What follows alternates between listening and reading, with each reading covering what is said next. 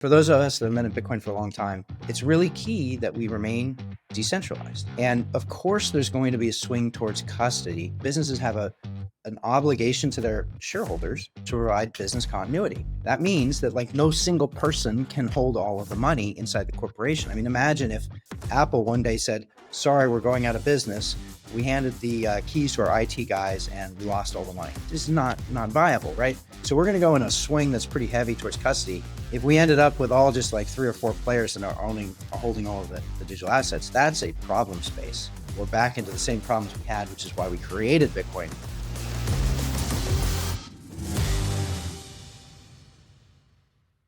Welcome to the Bitcoin for Corporations show. My name is Pierre Rochard. I'll be your host today, and we're joined by Mike Belshe, CEO of BitGo this week. Mike, thanks for joining us today. You're a legend in this space. You've been working here for more than a decade now on Bitcoin custody. So thanks for joining us. Hey, thanks for having me. Appreciate the kind words. A lot of people are fighting for Bitcoin. Yeah, and so what stands out in my mind throughout that history is that BitGo has really been at the forefront from a technological perspective, but also from an institutional adoption perspective. That your approach has really given comfort to large players to hold an asset that is really very different from any other asset out there in the world, and has its benefits, but also has tremendous risks. And I think that gives people a lot of pause on the custody side. So we really want to dig into how you think about custody at BitGo and kind of how you see the history of Bitcoin custody over the long arc of the past decade, and where you see it going. So first, I really want to dig into your personal story because, Bitcoin was not the beginning of your career. You've had a long career in technology before Bitcoin. So I'd love to hear, how you came across Bitcoin and kind of what your background was at the time. Sure. Okay. Well, I'm a technologist. I am not a financial services, attracted person generally. I was much more interested in systems programming and engineering problems when I started my career. Early on, I was a Hewlett Packard, but I was fortunate enough to discover this company called Netscape before it was public, and I jumped over there in the mid '90s, and that just opened my eyes to stars. By the way, Ben Horowitz, if you know Ben, he was my product manager on Netscape Enterprise Server, and just a pleasure to be able to work with such amazing, great people that have done such amazing, great things. But then I did startups for a number of years, never in financial services. I've always felt financial services companies were folks that just leached off of others that did building, and then tried to take 30% kind of when you're doing, various fundraising events. So anyway, I'm a technologist by background and mostly spent my time on web related problems. I founded a company called Lookout, which did email search back in the early 2000s, sold that to Microsoft, did a little stint there, joined Google after that, got in just as they were starting this project, which would eventually be called Chrome, which completely outpaced any expectations we had for it. You might think Google, of course, they wanted to have a dominant browser. But remember, at the time, we had just gotten through the horrible browser wars with, Netscape and then Mozilla and then Internet Explorer. And then everybody's sort of happy that actually you had 90+% market share at Internet Explorer, meaning that, suddenly you didn't have to worry about this cross compatibility on browsers. Who's going to create a new browser? Oh, and you're going to base it on the WebKit, which is from Apple rendering engine. All right. Anyway, I'm going a little bit too deep here, but was very lucky to join Google just at a time when they were getting started on browsers. And then along the way, I was in charge of some web performance work, created a protocol called Speedy, which is now HTTP 2.0. So if you're using a browser for this podcast, it's got some of my work in it. If it's Chrome, it's got a little bit more work in it. I guess if it's IE or Safari, those are also based on the same rendering engine from Chrome now at this point. So you might have some work there too.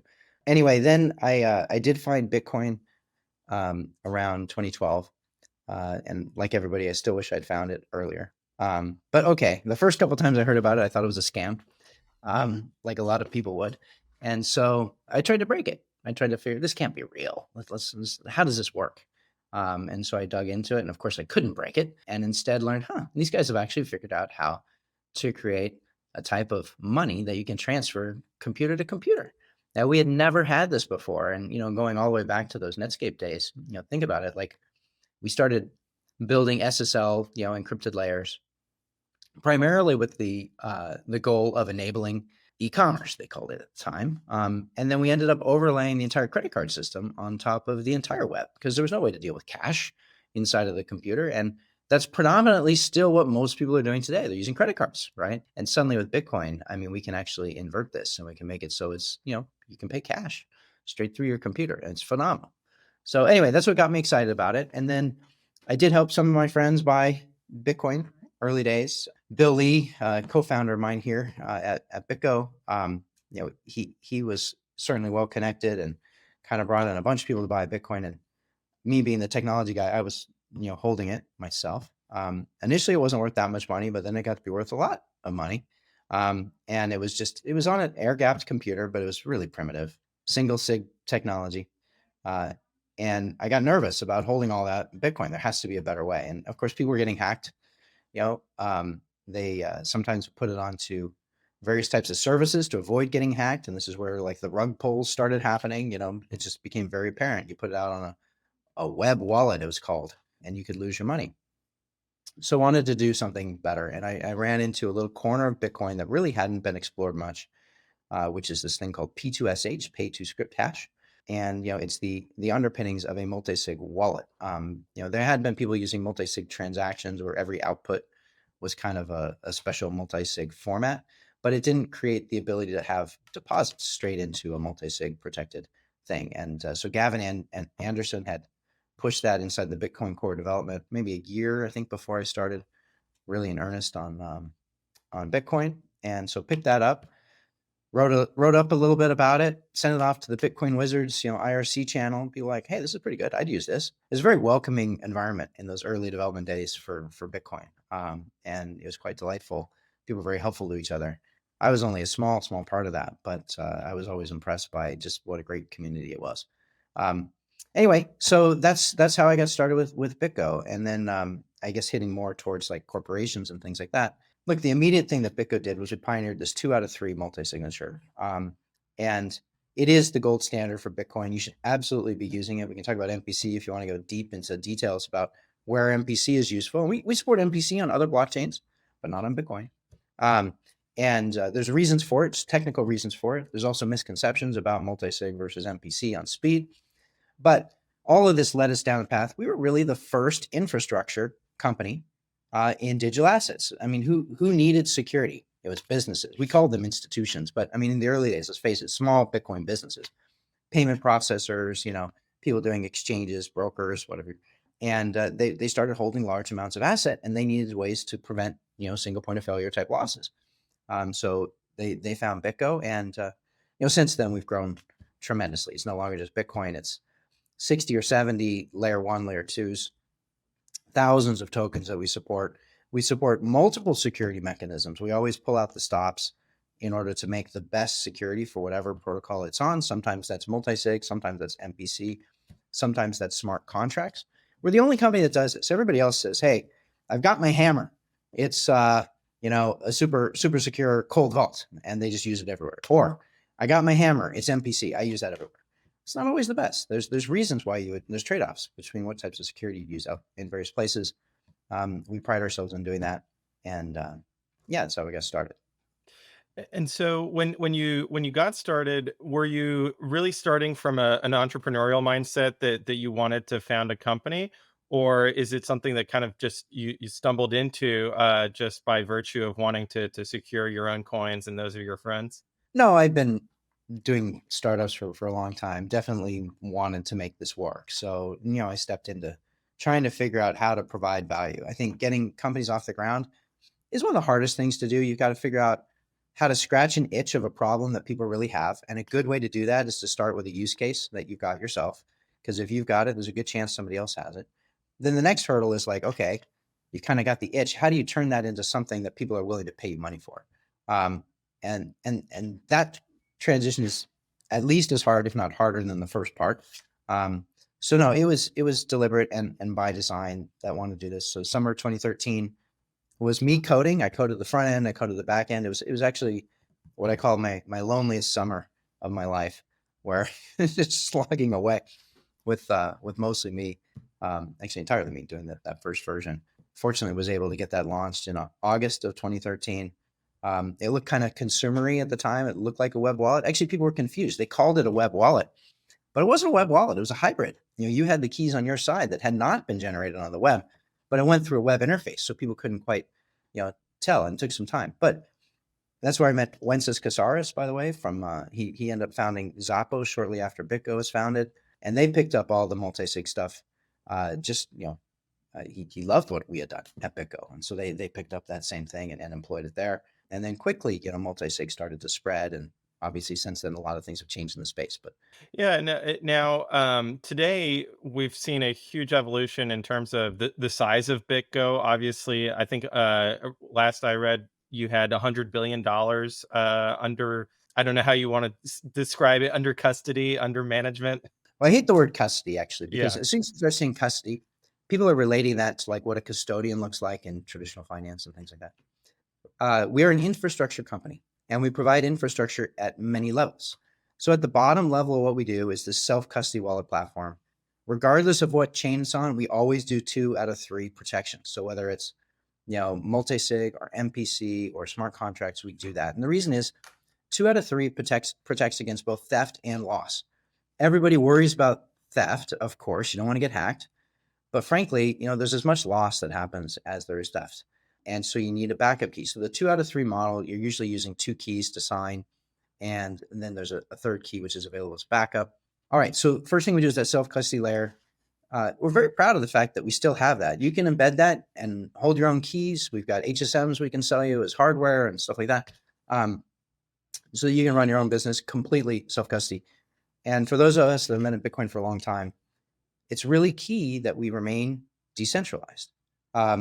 And of course, there's going to be a swing towards custody as businesses start adopting digital assets. Businesses have to use custody.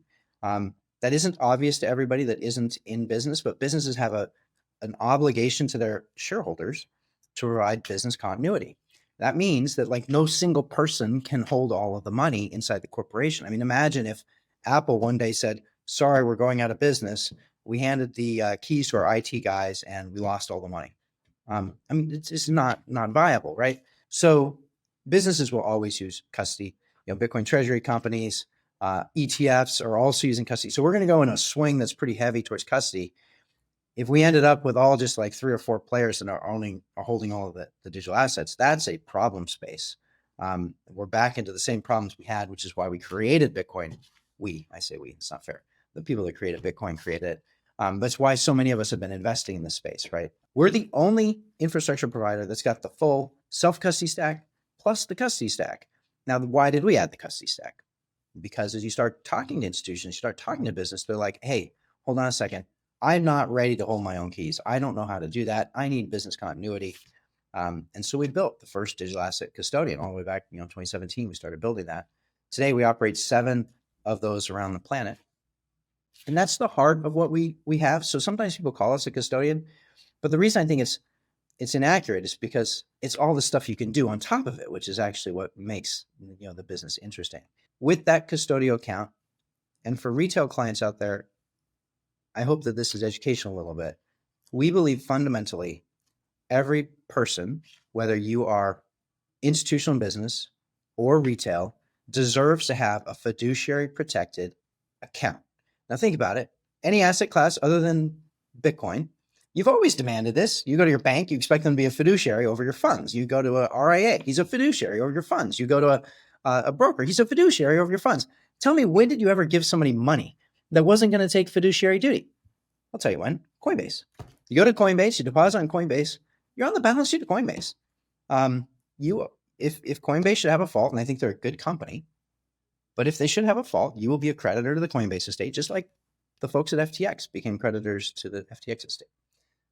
So, of course, institutions won't accept this. So Coinbase built this thing onto the side of Coinbase called Coinbase Prime, and it's got a trust company. And the institutions, they get fiduciary protected accounts, but retail doesn't. All right. Anyway, at BitGo, everything we do, and when our clients are using us directly, they get it. We have this thing called crypto as a service, where basically through APIs, businesses that have retail clients can create through the APIs all the way down to fiduciary protected accounts for their clients, which means that if our client ever disappears, their clients are still protected by all the same things you would expect when you have a fiduciary overlooking your account. All right. So I think I've yacked a little bit there. Maybe I've diverged away from your question. No, not at all. I think that it's actually something I really want to dive into is when a company is looking to adopt Bitcoin into their treasury, what are the criteria they should be looking at in the custody component? And you touched on fiduciary, so I think that is really important. What are some of the other differentiating factors that you see for BitGo versus other solutions out there in the marketplace? Yeah. So originally we started out as a self-custody company. We did this deal with CME as one of our early institutional clients as before we were Custodian, and they had to hold the keys. We had a good engagement with them. They didn't like holding the keys. They searched high and low for somebody to do it. At the time, there were no custodians that would hold it. But that was when we said, okay, we just got to go own this and become a regulated financial institution on our own. What do people want? They want maximal security. They want regulation around it. They want insurance around it, of course. They also want cold storage. It's interesting. I'm a technologist. And so here we have this greatest form of money ever created. It's the internet money. And how do we secure it? We take it off the internet, which is ironic. But forget about crypto for a second. Like, we've been not laughing, commiserating as a society about hack after hack after hack that happens everywhere, all industries, everything. So the reality is that companies are still perfecting the craft of how to not get hacked. And sometimes they're minor and it's a little bit of information loss. Sometimes they're major and it's a lot of information loss. Like Equifax lost half of Americans, private information all got dribbled over the internet, and yet they still exist, which is kind of crazy, but okay. When it comes to digital assets, like you just can't tolerate. So we do cold storage. We do multi-sig, I mentioned, for Bitcoin. And we take out all the stops for whatever it takes to secure this stuff. On cold storage, our competitors are trying to build better mousetraps, and they will create non-cold storage and then try to call it cold storage. They will put cryptography on it that is experimental and new, that has not been peer-reviewed sufficiently, and then call that cold storage. So Anchorage is not cold storage. It's a HSM in the sky. It's a single key, and then what they do is they protect it really well, and hopefully that works. But at the end of the day, the key is in that HSM, which is in the sky. That is not cold storage at all. There's no way. You can say, oh, we got special things like the ingress and the outgress for the routing of packets it's all protected. Okay, if your ops team ever makes a mistake for 5 minutes, that could be enough for the attackers to get in. So when we say cold storage, the keys have actually never been online. They're disconnected from the internet entirely. And so we create a blend of physical and virtual security. So the physical is actual vaults on the ground. It is 1.5 feet thick of concrete and steel. It's a class 3 bank grade vault, which is a fancy way of saying that it's got a minimum break-in time of 24 hours or more. Inside of that, you'll find sub-vaults. Half of those are decoys. The other half have keys in them. That, of course, you got to get multiple of those, put them together. Those are little electronic devices with passwords. The passwords are not in the vault. The people that own the passwords are not in the vault. It takes 2 people to get in the vault, 3 people to put it together. It's a lot. And then even if you manage to penetrate all of this, kidnap everybody, whatever, okay, you got one signature. Now you got to go 1,000 miles away and do it again. So we think it makes sense, and we've got a number of other protections beyond that. We're very public about how do we secure our stuff, because we think security through obscurity is not really security. That's just you got to bribe the right guy. People need to know how it works. We've been vetted through diligence to the nth degree by major financial institutions all over the world. They've toured our facilities, toured our processes. One thing people underestimate, I think, about how to pick a vendor, even boring things like SOC audits and operational controls. On one hand, it's the softer side. I mean, what really matters here is the technology. But the problem is that technologists can screw up. technologists are good at like the security, how do you put it together, but then operating it over long term. How do you have business continuity? How do you make sure there's people come and go, like you don't have problems? These are operational controls that need to be in place. For instance, Ledger had a problem a few years ago. An ex-employee had a laptop that had some data on it, which allowed them to get some customer information. The idea that an employee leaves and still has information that has any customer or code, I mean, of course you shouldn't have that. Another example that you can relate to is like you have the best encryption in the world, but if you write your password on a sticky tab and put it on your monitor, it doesn't work that well, right? So the same thing happens. Remember, we had Axie Infinity was hacked a few years ago. They used multi-sig. Look, a big problem that we have in the industry is that companies, when they start, they've got like nothing, right? So they'll put up a multi-sig in preparation for having something, but it's not really that big of a deal. And they create a thing like a 5 of 9 signer multi-sig, but they didn't have 9 people with controls around each of those 9 people separate to maintain everything. So they gave multiple keys to a couple of people. It turns out they don't really have 5 of 9 because you can hack less than 5 places and get access to the keys. And of course, that led to a big loss. Again, operational failures, not cryptography failures. We can go down the Bybit example that just happened, also similar type of problem. By the way, one thing on Bybit, well, not Bybit, BitGo. If you were to give us $1 billion to store for you, we don't put it in the wallet. We haven't been doing that since we started. Part of it's because of our insurance package. We buy 250 million of base insurance, which is shared. And you're like, well, wait, how's 250 million going to protect a billion plus 100 billion in assets? Of course it doesn't. The answer is what we do is we divide everything up into lots of small pieces.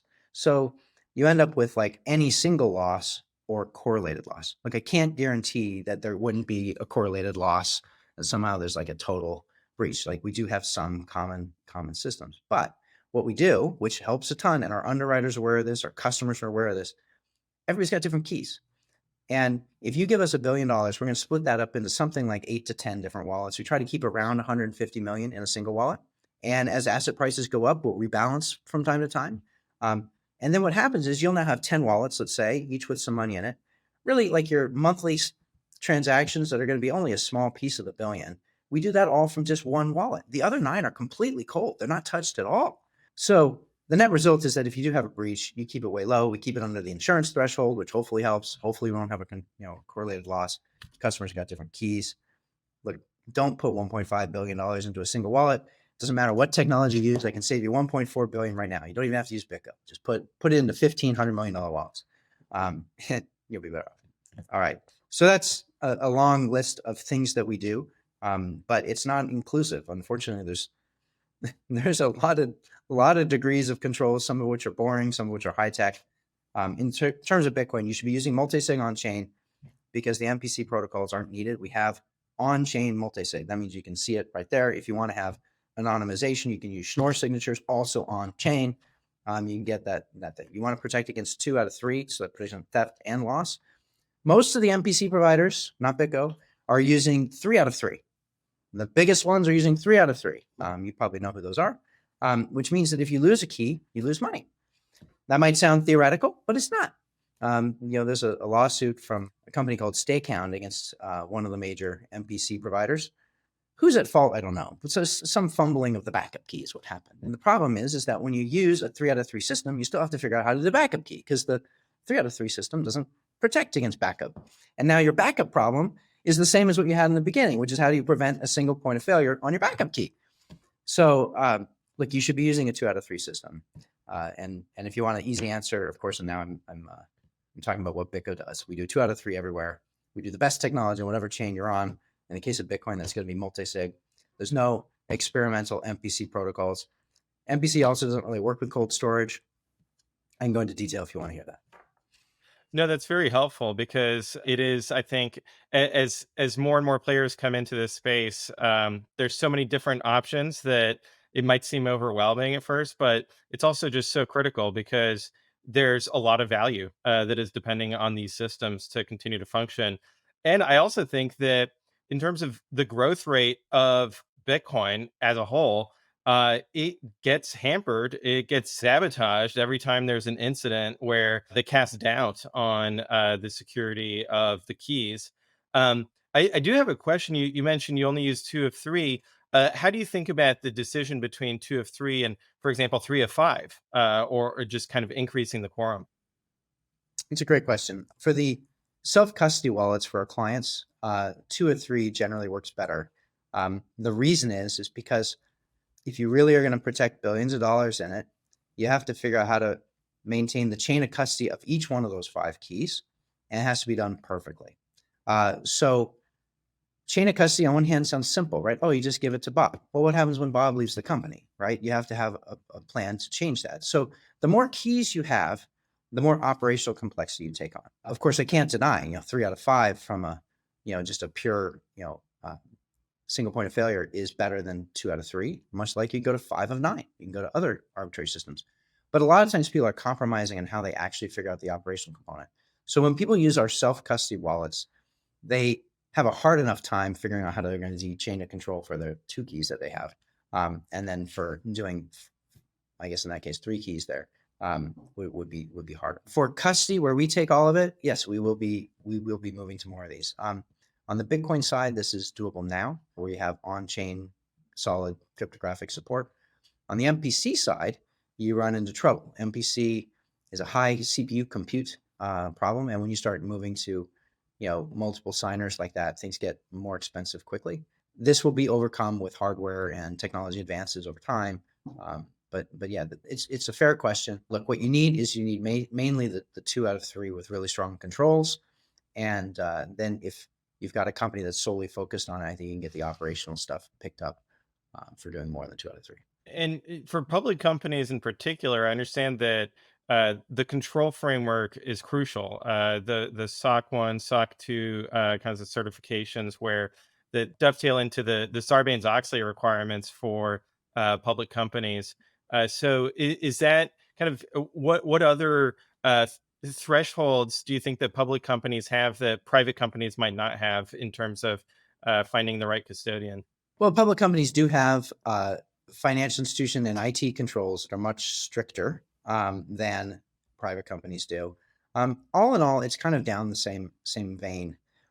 So one thing that we recognized a long time ago that doesn't exist anywhere prior to crypto is a really good standard around how do you just protect key material when it comes to cryptographic transactions. So an interesting thing is we've had HSM, hardware security modules, for decades, and banks use them for a whole bunch of purposes. Great.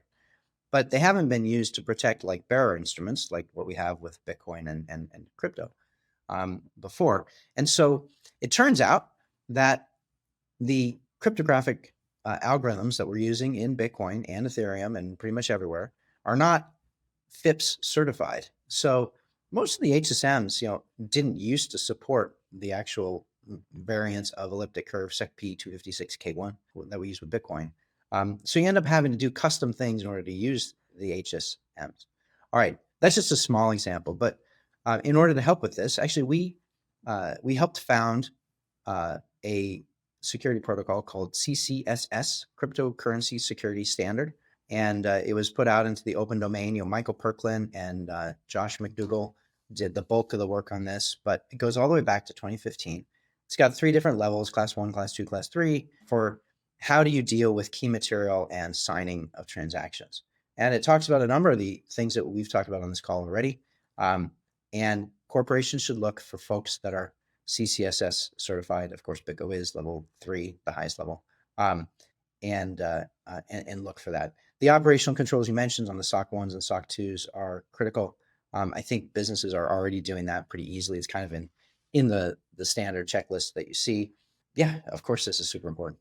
We also hear the term qualified custodian used quite often in different contexts. How would you define that term and BitGo's adoption of it? So a qualified custodian is really a U.S. Securities law term.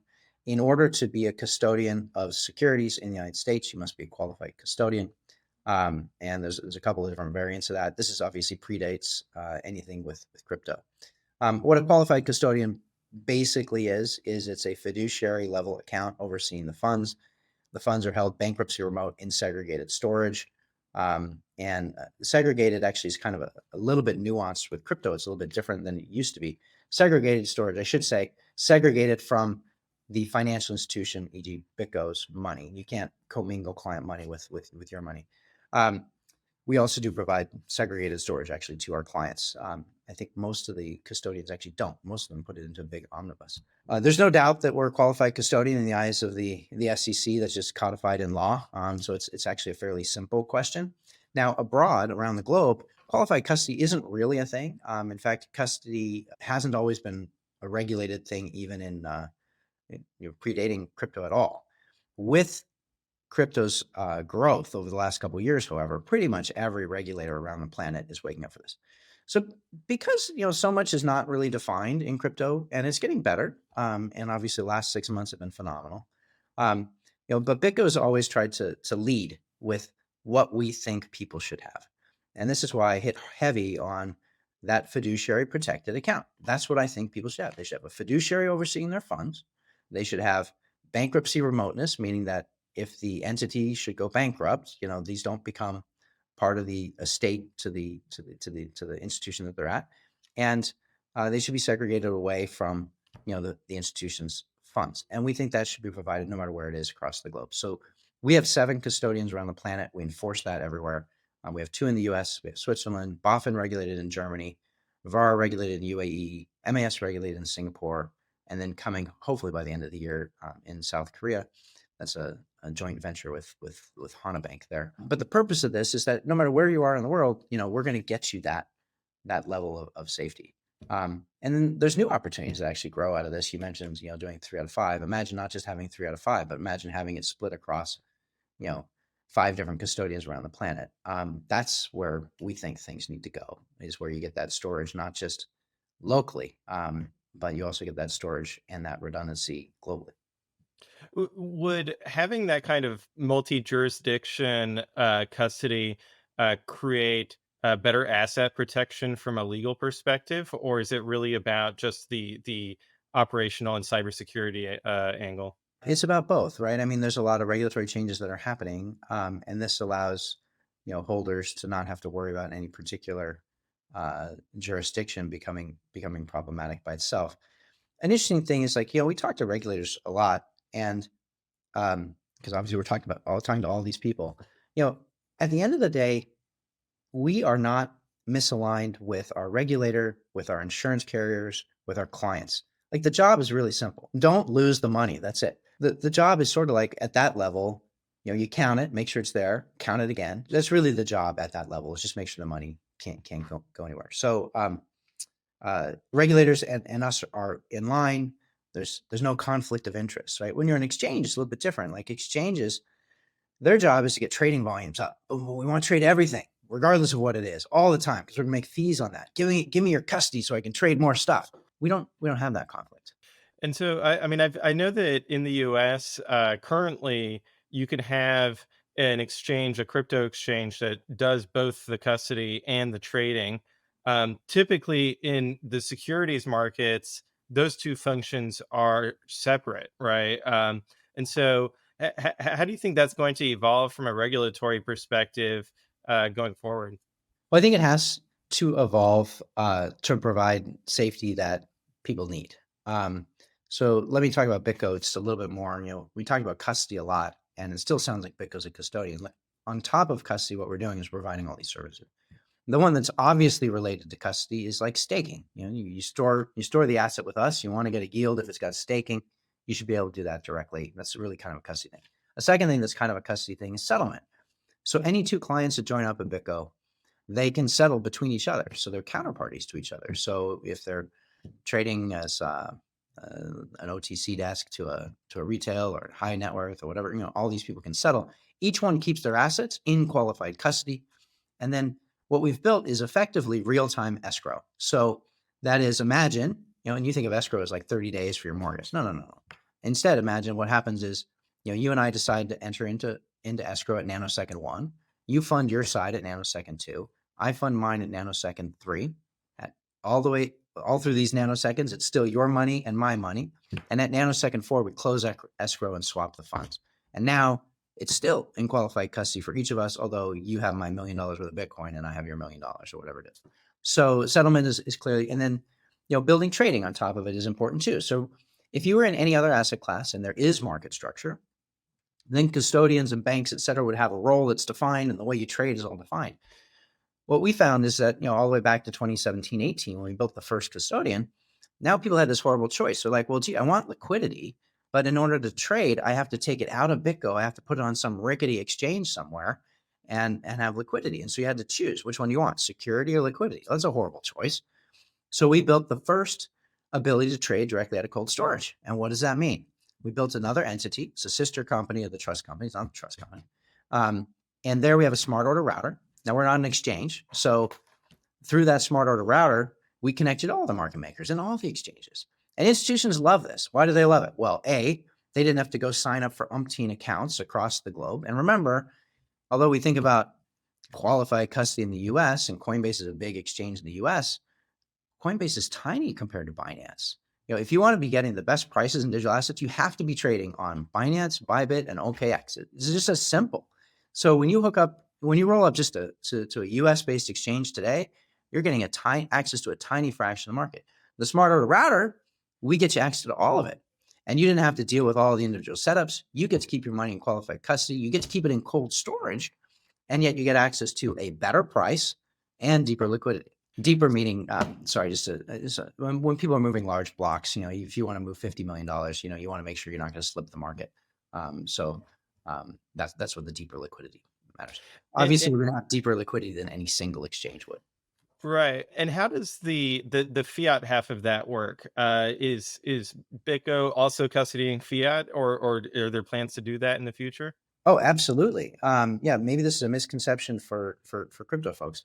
Look, as a regulated custodian in every region that we operate, we connect up to banks, and absolutely can hold custody. The dollars, of course, are held at banks, and then we use them. But that's a qualified custody account, so you still have that bankruptcy remoteness and protections that all you would expect, and we do that in every region.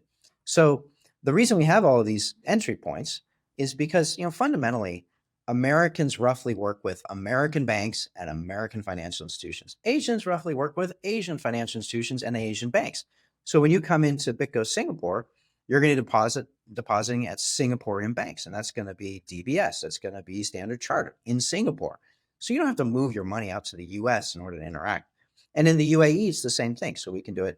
We're a financial institution in the UAE, regulated under VARA, and we work with banks in the region. So this gives our clients a lot of simplicity, basically, because they can just work with local banks. They don't have to opening international bank accounts is tough for anybody not related to crypto. Yeah, and now on the kind of Bitcoin native side, I think that there's been a lot of people putting pressure on institutions to provide transparency, whether it's publicizing what addresses they have, or doing a proof of reserves. How do you think through the trade-offs involved with those processes as Bitcoin continues to scale on its institutional balance sheets? I think it's going to be needed more and more. Kind of related to the previous question of like what happens going forward. But market structure doesn't really exist in crypto today. It needs to. And, there's a lot of people that believe that it's going to be a lot more than just crypto that's digital, right? Like stocks can be digital, bonds can be digital, real estate, everything can be digital. The US today has the world's greatest capital markets and has for 100 years.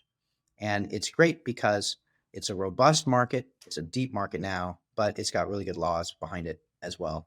For all the faults and complaints that we have about it, you can't deny the fact that, it's served us pretty well for a very, very long time. So as all the assets move into that, you have to believe that the digital asset companies like BitGo and Coinbase, others, we are going to be the capital markets of the future. And I think you have to start thinking about, what is the robustness that's required, in order to be capital market ready.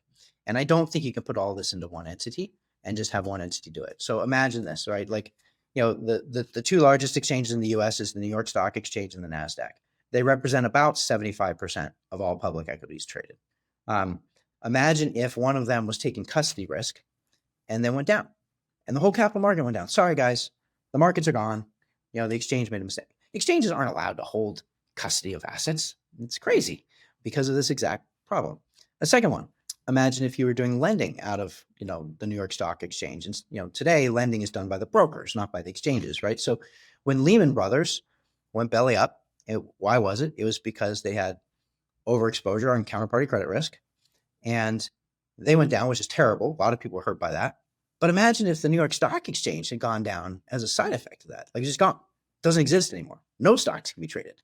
That would be devastating. So the idea that you put all of these risks into one entity, I think, is not good, especially as you're trying to grow. All right, so back to your question about proof of reserves. We need to have market structure which separates the risk of who takes on which risk. Exchanges are the heart of capital markets. They have a special place. You can move leverage risk, counterparty credit risk out to brokers, et cetera. You can move custody risk out to clearinghouses, et cetera. And then you could build a robust market around it. That's what market structure should be. We can do this through affiliated entities to some degree for some amount of growth time. Then lastly, could Lehman Brothers have been prevented if we had had, proof of reserves across all of these pieces? Maybe so. But certainly we need to know that everybody's got the assets that they have. I think being public is just better. I do think banks are ultimately going to change. Like the notion of a bank that we have today where it takes depositor money and then lends it out, it's just not needed anymore. It was needed 100 years ago. And of course, we still need lending, and of course, we still need deposits, but we don't have to have these two things coupled anymore. I mean, when you think about it, it's kind of crazy. We take retail people's money and then we let the banks take risk on it while the retail person gets 0.1% interest on their account. Like, how is this good, right? It should be the retail guy puts it into a stable coin, gets a full 4% risk-free rate on his money, and the lending comes from somewhere else, from parties that are wealthy and ready to take risk, right? And they can have different classes of loans that they take risk on, and their businesses and their institutions that are designed around it. So you can decouple the banking component. All right. Anyway, yes, proof of reserves on all these pieces, especially on the lending side, is super, super needed, because otherwise, you can't build safe lending markets. You'll always have a risk of another Lehman. Right. And in the previous Bitcoin bull market, we saw a lot of those risks materialize, whether it was Celsius or BlockFi, and most notoriously FTX. Do you think that the lending market and the leverage around Bitcoin is in a better position today than it was during the previous bull market? And what do you think are some of the maybe yellow flags or red flags that we should watch out for going forward? We're definitely in a better position than we were in 2022. However, unfortunately, humans are involved, and humans figure out how to make bubbles and burst bubbles, and this is what we do. So maybe AI can save us. I'm not sure. But in terms of the lending that was going on in 2022, there was a tremendous amount of under-collateralized or non-collateralized lending between agencies that really didn't have an ability to do diligence. Second, we had regulators not really overseeing how folks were running. It allowed Sam Bankman-Fried to just commit straight up fraud. He didn't even have the money. He was just taking people's money. It allowed Three Arrows Capital to do the same. Now, Three Arrows, both of those were running outside the US, which highlights another risk that regulators really haven't had to deal with. I'm sympathetic to them, actually. The way we've protected the financial system in the past has been to build these big walls around the US, and the regulators in the US just make it really hard to go in and out of the US. Well, that worked until we had the internet of money. And now all of a sudden the money can flow and there's no way to stop it, right? It's hugely valuable because this brings power back to the people, but it creates this new risk that we haven't addressed ever. And yet it needs to be addressed ASAP. Anyway, so we had entities growing up outside the US that were basically, so unregulated that it allowed people to straight up fraud, Three Arrows and FTX. That's going to continue to be a struggle until we kind of get some normalization here. I think as the industry gets bigger, my personal belief is that people that are doing the investing need to take more responsibility of making sure that they really understand where they're going. I know that's a tough claim to make. I know that it does lead to, particular folks getting taken advantage of over time. So it's not it's too complex of a topic to answer. But back to your question of, are we better? The under collateralized lending, I don't think is happening in any major way right now. I think everybody actually did learn their lesson. Unfortunately, as things get frothy, there will be under collateralized lending again. And that has to be done very deliberately. Having more public companies in the space helps. Having proof of reserve helps. Having established brands, have a track record of, a long time running helps. But, still more needs to be done. Some of that's make sure the company that you're working with like has a CFO. That's maybe the regulatory side, and they can help with that part. And then on the individual side, you'll make sure you're working with brands that actually are taking all the steps they need to take. Right. And then at the nation state level, it's kind of been surprising that we haven't had a clear transparency of how many Bitcoin the U.S. holds. That was something that was mentioned as the executive order for the strategic Bitcoin reserve was signed, that there would be some accounting there. And we've also heard, I think it was from an inspector general who said that there was really mismanagement of private keys at the federal level, which you would expect that, if anyone is doing something institutional grade, it would be the federal government. So there seems to be gaps there. How do you think nation states should custody Bitcoin? How do you think that's going to evolve in the future? Well, they should put it at BitGo, of course. You want me to give it? Oh, okay. A less self-serving answer. Look, all the same considerations that exist for everybody else exist for the federal government. I do think the federal government probably should have some amount of like a hybrid custody, like what BitGo offers, where the government has the keys, is not dependent at all on the institution. The institution can disappear, but the institution is also providing amplified security over it. So, I mean, I fundamentally do think that is the best model. Sometimes I call this, the hybrid security that we talked about earlier, but they should absolutely be doing that. In terms of what size reserves they have, look, I think there should be an audit done every year of the gold. I think there should be an audit done every year of the Bitcoin, and I think it should be public and on chain. However, I don't really want to get into the politics of it. I mean, that's just, it seems like that would be the obvious thing to do to me, but the deciders probably have more factors than the one I'm thinking of. So anyway, yes, governments do need to figure out how to do this. In terms of institutional grade for governments and readiness, I mean, you have to admit, like, our industry, for as excited as we are about it and being 12 years old at BitGo and things like that, yeah, that's starting to add up to a good number of years, and that's starting to add up to a track record. But, even just 5 years ago, there was a very different story, right? And, the governments have been thrust into this space, unwillingly. And this notion of solving global payments, and look, they are expected by their constituents to stop money laundering, terrorist financing, sex trafficking, all of these really hard problems. And as that overlaps with crypto now being a global thing, they got to go solve a bunch of problems all at once on the double. And no, we haven't really been that grown up of an industry for very long. So we're getting there. And I think, look, getting the new regulation, which allows some of our traditional financial firms to participate, it's such a good thing because, okay, now they can start to work with those guys. They've got a level of expectation that meets at least some of their needs already. Other parts of what we need to do probably is just going to be different than what's been being done in the past. That's probably going to be the hardest part to get right. But I don't know. Those are a few factors, I guess. Yeah, I want to loop it back to where we started, which was that you had a career at large tech companies, and it's been a topic of conversation of when will they get more involved in Bitcoin. It seems like they are laggards or late adopters of Bitcoin, and smaller tech companies that were lesser known, like MicroStrategy, Sailor, going all in. What do you think are kind of the cultural differences or the perspectives in Silicon Valley that have slowed big tech from really embracing this space and building hardware wallets or building software around this? Or just integrating with their payments and existing applications even, right?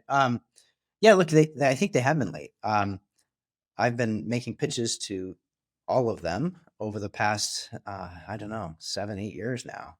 Like whoever of the big 3, 5, however you want to count it, gets in fastest is going to have the lion's share of the win. And there's another thing. I think the public sentiment is so pro crypto. I mean, it's about individuals. It's about, allowing everyone to have access at the same level of what's been traditionally restricted by these overpowering banks and whatnot. Like, it's just on the right side of history. You want to go be a popular company, forget about even making money, right? And all these retail type companies, whether you're Apple or Amazon or Google, they all want it. Like, they could come out on top, both with just like the goodwill from their clientele, and then also on top of that, it could have a big impact on their financials of the future. Look, I think it's happening now. Innovator's dilemma is real. Innovator's dilemma, when it comes to regulated stuff, gets even harder. Just a few years ago, it didn't matter which firm you're at. They all have innovation teams. They have some team internally that's like, we should do this, and has a good idea, etc. But these companies are so big, and our asset class has been so controversial that in addition to those guys, there's at least as many people that are negative on Bitcoin. And so they just end up kind of in this forever turmoil.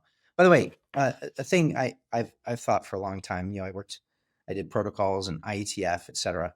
Here's a lesson for like, how do you get people to come to consensus on something? So let's say you have something controversial and you go to a big meeting and there's people there, and probably 20% have an opinion pro your point of view, 20% have a opinion negative your point of view, and the remaining 60% probably don't really have a strong opinion.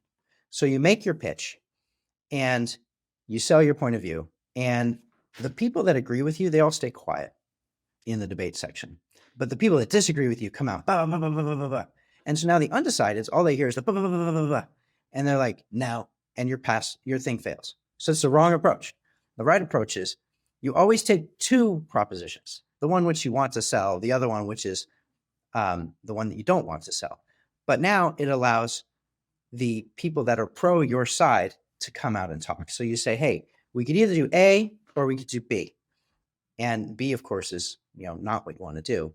And now these two get into a healthy debate, and now the undecideds get to hear both points of view, not just from you. So the same thing has to happen inside of big companies, right? Where you not just paint the case for like what happens if we adopt Bitcoin, but you also say, okay, if we don't do Bitcoin, we should do this, right? And make sure that that debate really happens so that you're not just getting the naysayers. All right, this has been playing out for a long time. It's going to continue to play out for a little while. Basically, these big companies have a hard time with innovation, and it sneaks in. When it's a regulated thing and there's risk, it's another issue. Look, there's very few people at Google or Apple or Amazon that are empowered to make what's perceived to be an existential company level risk decision. Pretty much the top, right? So that makes it all the much harder. So hopefully it shifts. I think the new administration is good. The other thing, by the way, the tech companies, I think, have been historically, on one side of the political fence. It's unfortunate that this is on any side of the political fence. I think that still causes a little bit of worry that people are afraid that as good as it is right now, that in 4 years it could get all reversed with a new set of executive orders. I don't think that happens. I think for us as an industry, if we can help de-escalate the political part of this, that's the number one thing we can do. It's not about being Republican or Democrat. This is about, what's the best form of money for people to be, to have exposure to? What's the right way to do global commerce? Yeah, we got to de-escalate this. I think that's a great note to leave on. Thank you so much, Mike. And really want to thank you for taking on the challenge to build such a critical component of the industry. I think that it's not easy what you're doing. And it's really inspiring to see that BitGo has been 12 years providing this critical part, going to lead the next wave of institutional adoption. So thanks for coming on, Mike. Hey, thanks for having me. Thanks for all you do to get the word out. And I hope this goes great. It's going to be an exciting next 10 years. You don't get to see disruptive technologies and what happens. If I can hit one last story real quick. Yeah, absolutely. After the internet was born in the early to mid 90s, obviously we had the .com boom, first on the upside, the bubble, I guess, and then the boom on the downside. When you have a disruptive technology, immediately following, you have the innovation phase, which is just this massive amount of experimentation with business models, product ideas, etc. And sometimes they look silly and people laugh at them. Like we laughed at pets.com and Webvan and things in the US back in the late 90s. And we said, these things are certainly never going to work. And, when there's the crash, then some people say, I told you so. But this is the way innovation works. It's a little bit sloppy. It's a little bit dirty. There's experimentation, which sorts out, and the market sorts it out. What are good ideas? What are not good ideas? What are good business models? What are not good business models? Same thing is happening in our industry. It's harder because it's money. Right now, with money, we don't want people getting ripped off, right? We don't want people taking experiments with money. So that makes it all harder. But the same thing's happening. There's a zillion chains, right? Some of them are going to succeed. Some of them are going to fail. Some of them we laugh at. But that's the exciting part about being in such a disruptive time. The disruptive technology was, Bitcoin and the blockchain and what that can do. And now we're going through this innovation shakeout. In the end, BitGo's providing infrastructure kind of across everybody here. Good news, back in the early days, there's some big winners that came out of that, Amazon, Google, both born right in the thick of that. And now some of the biggest companies that we have, the same thing's going to happen right now. That's right. Thank you, Mike. And we look forward to having you back on the show. All right. Thank you. Thank you. Bye.